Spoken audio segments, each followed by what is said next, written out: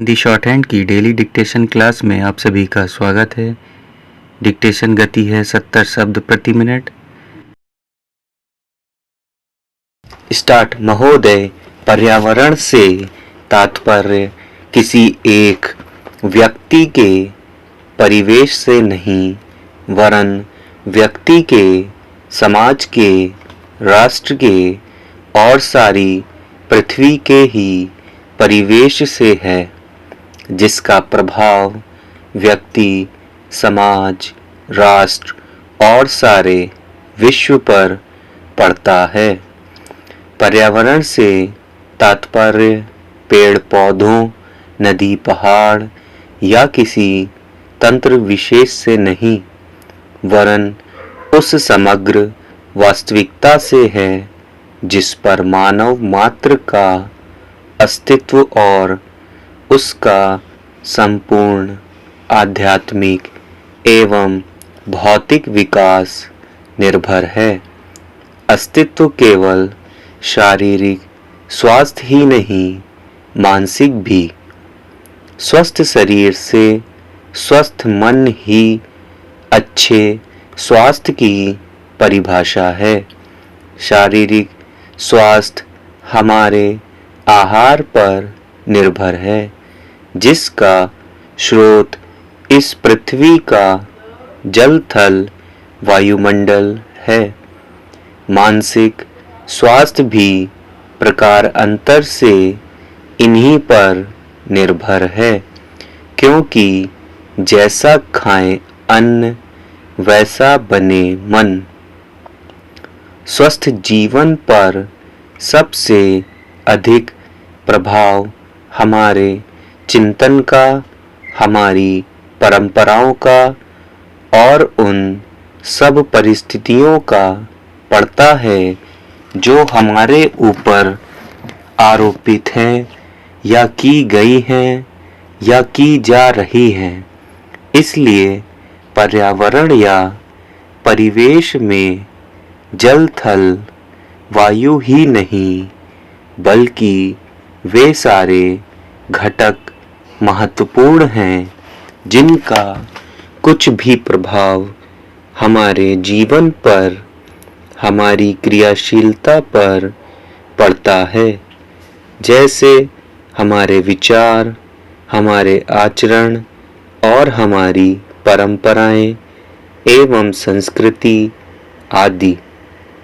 सदा से मानव की आकांक्षा उन्नति और विकास की रही है। जगत का अर्थ ही है गतिमान और गति दोनों ओर संभव है। उन्नति की ओर भी और अवनति की ओर भी।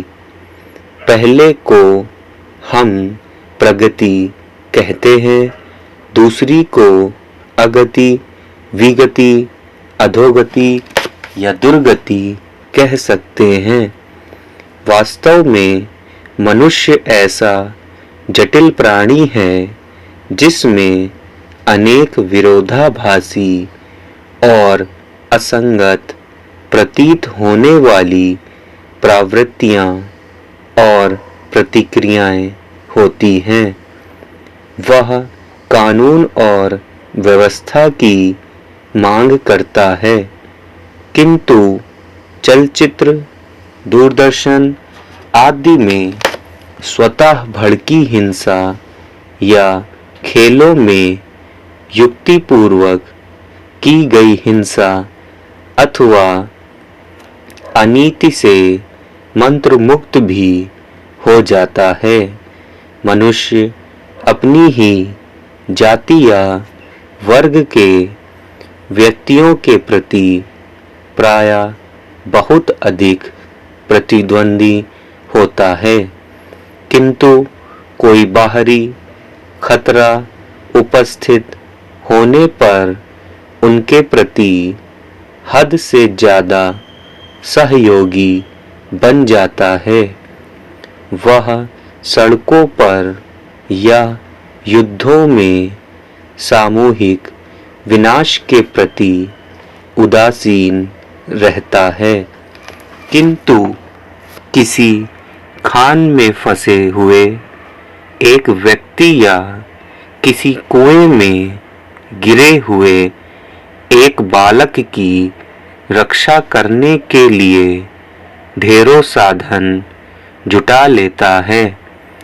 कुछ विद्वान कहते हैं कि मनुष्य बंदर की संतान हो या ना हो, किंतु उसमें खालिस बंदर की द्वैध प्रकृति प्रायः ही होती है।